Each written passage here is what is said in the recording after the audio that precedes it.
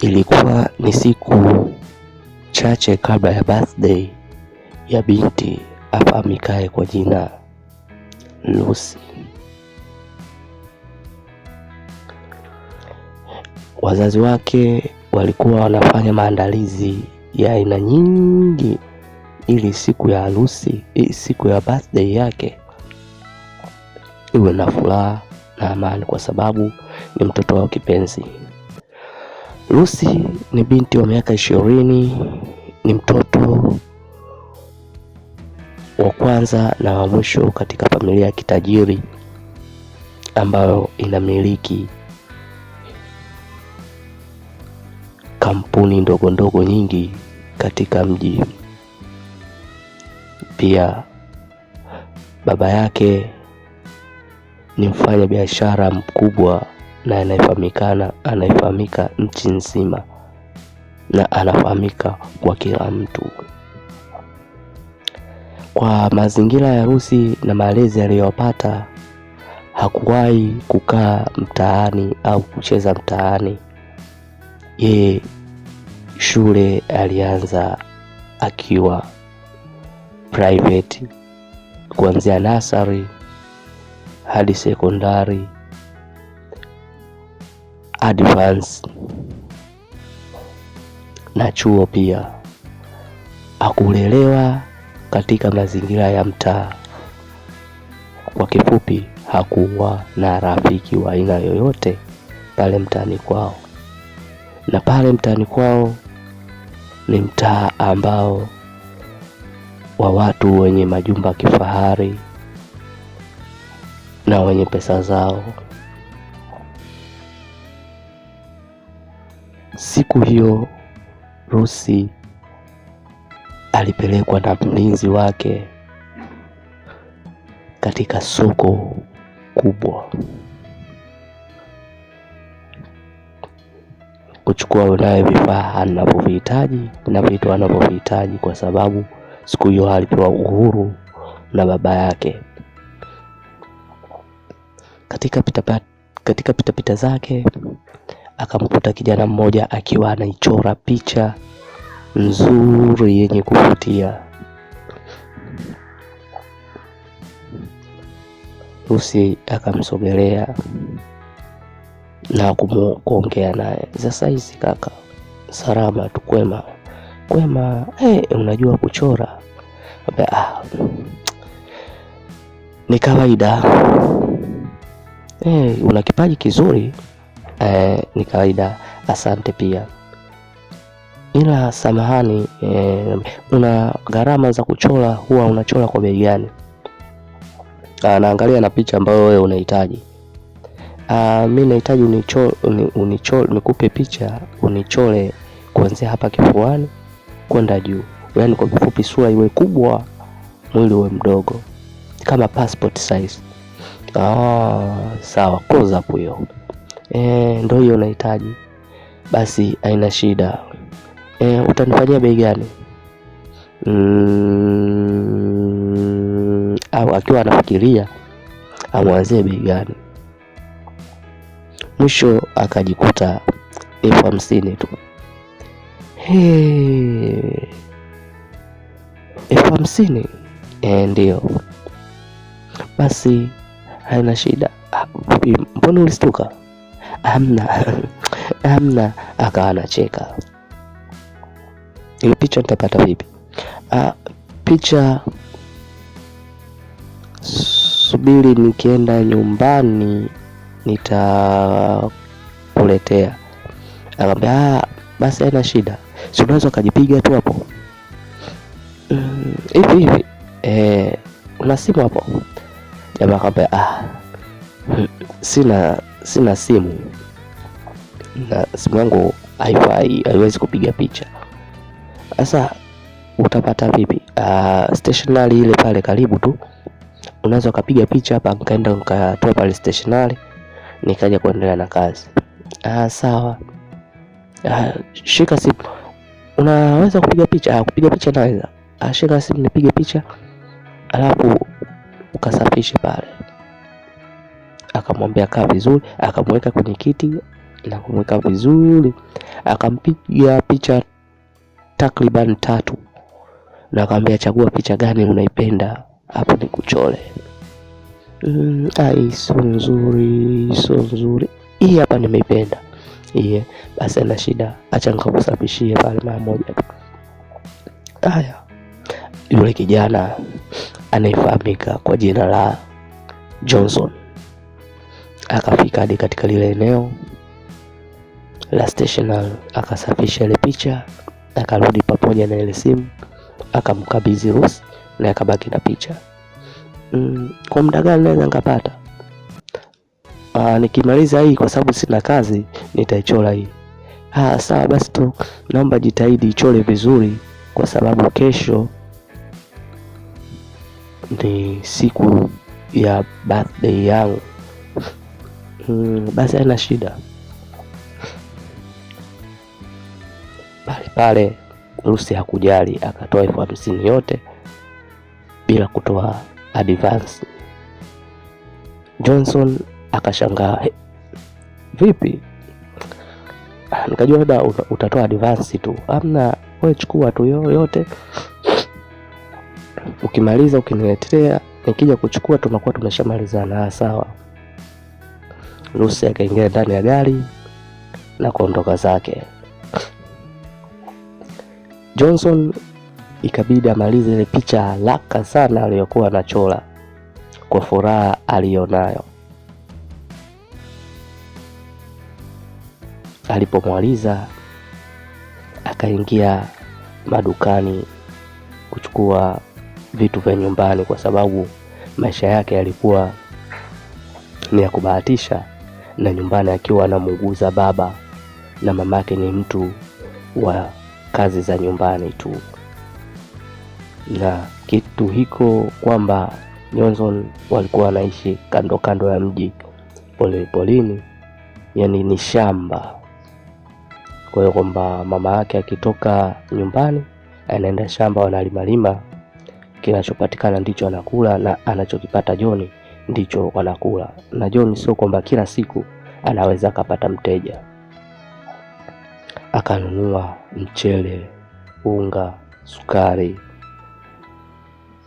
wa kuwasogeza siku ya siku. Aliporudi pale, mama yake alifurahi sana. Mwanae kaja na vitu kama vile, mwanangu vipi? Salama. Leo umepata hela? Mama, nimeamua nifanye hivi kwanza.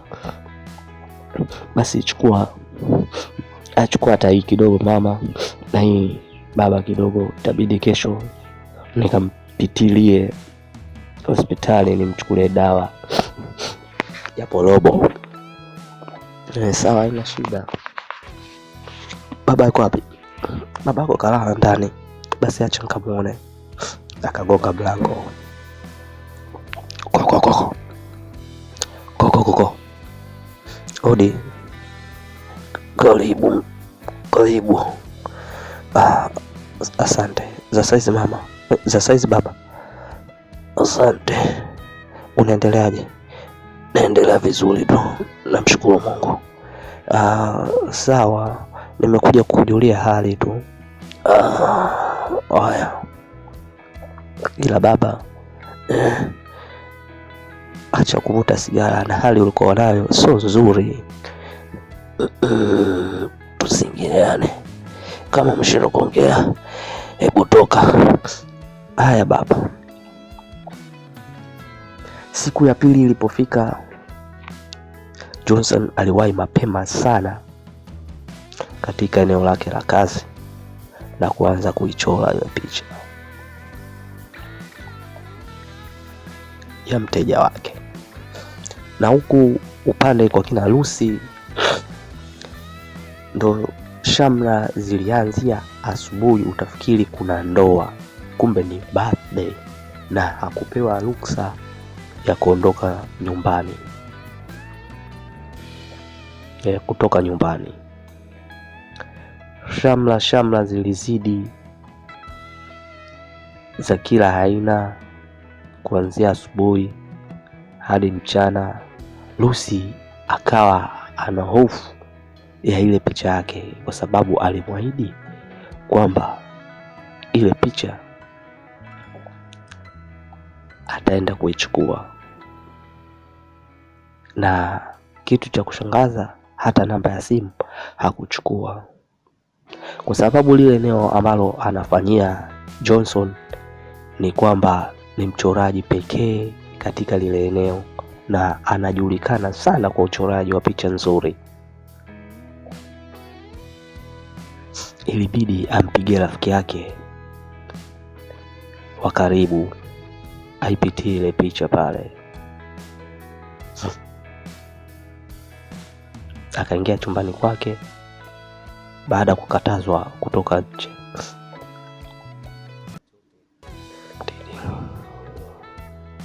Simu akiwa anaisikilizia naita. Baada ya kupokelewa, halo, vipi? Upo njiani ndo unakuja? Sawa, naomba nikuelekeze mara moja. Pitia pale kwa yule mchoraji pale sokoni, pale soko kuu, kuna picha yangu, naomba ipitie afu njoo nayo. Sawa, na ukifika naomba mpe simu. Sawa. Simu akakata, akarudi nyumbani. Johnson akiwa ndo anaimalizia ile picha, alikuja rafiki yake Rusi. Sasa hizi salama, kwema. Akastuka mwenyewe. Vipi? Picha nzuri. Ndo kuna mteja wangu hapa namsubiria, maana aliniambia midai anakuja kuichukua. Mimi ameniagiza na subiri nimpige simu uongee naye.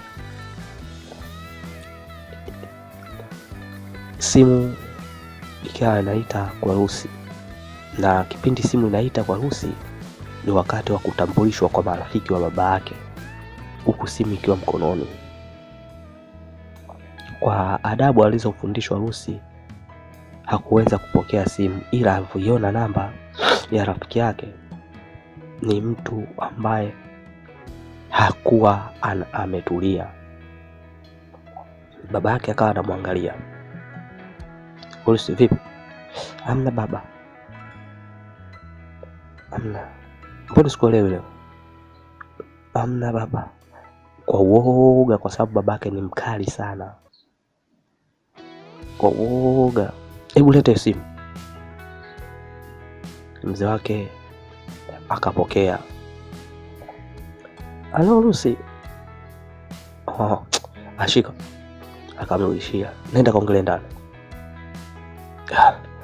Akiwa anapandisha, kwa sababu nyumba yao ni ya ghorofa 2, wao walikuwa chini, akawa anapandisha kwenye ghorofa katika kuelekea kwenye chumba chake, huku akiwa na furaha. Vipi? Umempata? Huyu hapa ongea naye. Halo. Sasa hivi salama, kwema. Naomba hiyo picha mkabidhi huyo. Mimi sitoweza kuja, nimebanwa sana. Sawa, haina shida. Simu ikakatwa, akachukua ile picha na kuweka kwenye mfuko maalum kwa ajili ya kubebea picha na kumkabidhi. Ghafla simu ikaita.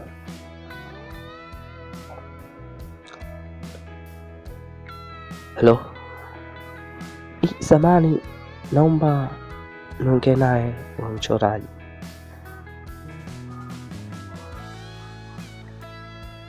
Sasa hizi samani, kama hautojali, na kuomba nawe huje katika birthday yangu. Sawa, haina shida, nitakuja. Haya, akamkabidhi picha, kwa sababu Johnson hamjui yule si ni binti wa mzee gani, ila kwa sababu na yule mzee ni maarufu pale, rafiki yake Rusi akamwelekeza tu, akamwambia tondoke. Akamwambia kwa sababu kidogo napiga kazi hapa, nitakuja. Sawa, ila tunaomba unielekeze kwa mzee nani, kwa mzee Kampani. Pale napajua, haina shida, nitafika pale. Haya, umefika muda, yule akaondoka. Wakati wa birthday rasmi inaanza, watu wanapeleka zawadi zao mbali na tofauti. Baada ya zawadi kupokea, Lucy ikabidi aiombe picha yake. Akaileta rafiki yake na kuifungua. Watu wote walitahamaki. Kipindi wanatahamaki, Lucy kila akiangalia kushoto kulia, hayupo mtu wa aina yoyote yule, au hayupo Johnson. Akaichukua ile picha, akaiweka pembeni yake, ikawa kama kumbukumbu. Watu wanapita, wanaenda wanaiangalia. Ghafla Johnson anaingia ndani, na kipindi anaingia, maana walifanyia nje katika sehemu ya kuladhia magari, yani sehemu ya parking.